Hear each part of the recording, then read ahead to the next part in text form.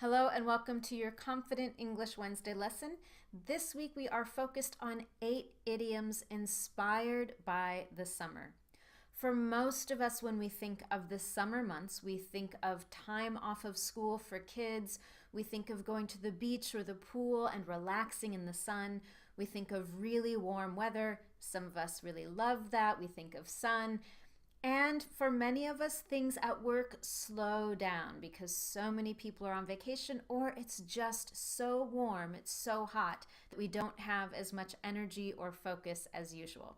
So these are the concepts, the ideas that we're going to think about using different idioms in English so that you can use these and understand them naturally in any conversation, or if you hear them on a TV show or radio program. So let's get started thinking about these 8 different idioms that you can start using in English that are inspired by our summer months. Our first idiom is head in the clouds. So the classic picture of this is someone truly with their head in the clouds. And we use this to talk about someone who is not focused or paying attention because they are too busy daydreaming or thinking about other things in their own mind. So if we imagine a child at school who is maybe thinking about recess or the time that they can go outside, and they're imagining all of these fun things that they're going to do, maybe during summer vacation, and the teacher asks the child to answer a question, and the child thinks, oh my gosh, what's happening? I don't know what she asked me. I was too busy with my head in the clouds. I was too busy daydreaming about something else. Soak up some sun. This is what a lot of us love to do in the summertime. To soak up some sun means to sit outside in the sunlight and enjoy the feeling of the sun on your skin. Many people love to go to the beach to soak up some sun and get a summer tan. To have a green thumb. If you have a green thumb, then it means that you have a natural talent or ability for growing plants and vegetables. So perhaps you love to garden. Maybe you have a vegetable garden during the summer months, or you keep plants in your home, or you have flowers, a flower garden, and you have the natural skill to help keep those plants alive and vibrant and very green. We've talked about having a green thumb and having a flower garden. So of course, in any flower garden during the summer, we often see butterflies.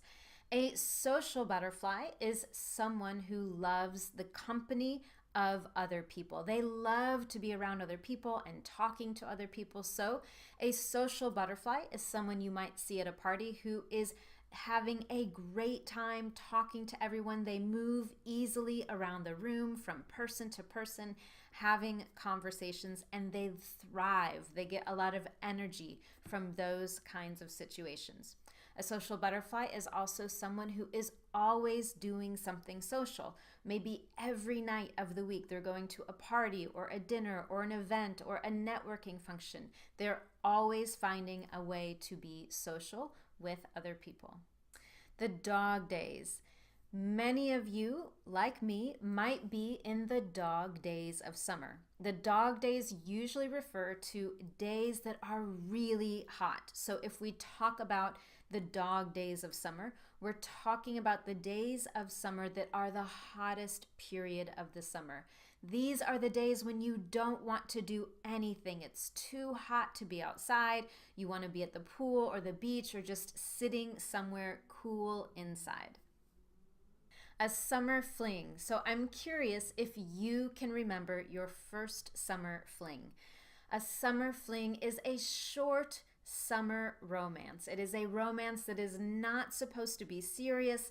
It is not supposed to be a long dating relationship. It is something that is just for fun during the summer. We usually use it to talk about adolescents or teenagers that have that first experience of having a crush on someone, being in love with someone, and it's just for those summer months, maybe at summer camp or during the summer holiday break from school. Thrown off the deep end. So this one really reminds us a little bit of going to the pool. At a pool, you usually have two sides, one that is shallow and is better for children or people who are not very tall, and then the deep end where the water is really deep and you have to know how to swim. If someone throws you into the deep end and you don't know how to swim, it can be very scary.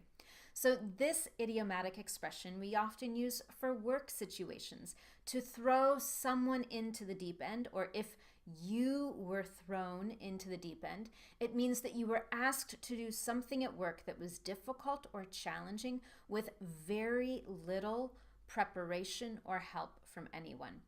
So, for example, we could use this in a situation if you start a new job and there is no one available to help train you for your new position or talk about all of the things you need to know for your job, and you are just expected to start on day one. Maybe you even have to present information at a meeting that first week.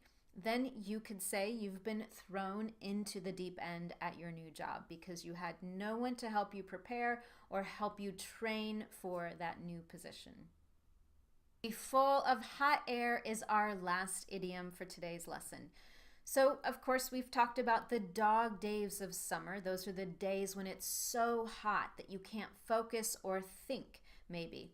And someone who is full of hot air is someone who is full of nonsense. You cannot believe anything that they say. They have no facts, no real information. They're just talking about things that are complete nonsense.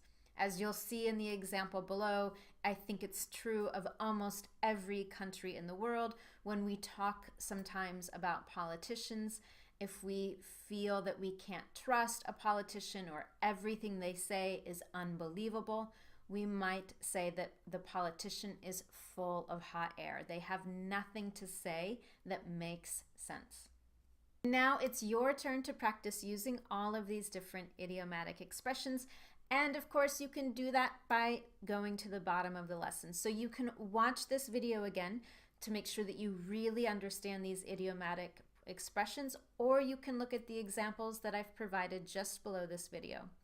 As I've said many times, the best way for you to really learn and remember any new vocabulary, whether it's vocabulary words, phrasal verbs, or idioms, the best way to do that is to really understand the meaning in context and then to create an example using a situation from your own life. It makes the language real to your life, and that is the best way to learn and remember it. So review the rest of the lesson and then choose 2 or 3 of your favorite idioms to create examples from your real life and share them in the comment section at the bottom of the lesson. As always, I will read your examples and provide feedback. Thank you so much for joining me. I love having you here every Wednesday, and I will see you next week. If you enjoyed this lesson, please don't be afraid to share with your friends or your colleagues on Facebook. You can do that by just clicking those buttons at the bottom of the lesson. Have a great week, and I'll see you next Wednesday.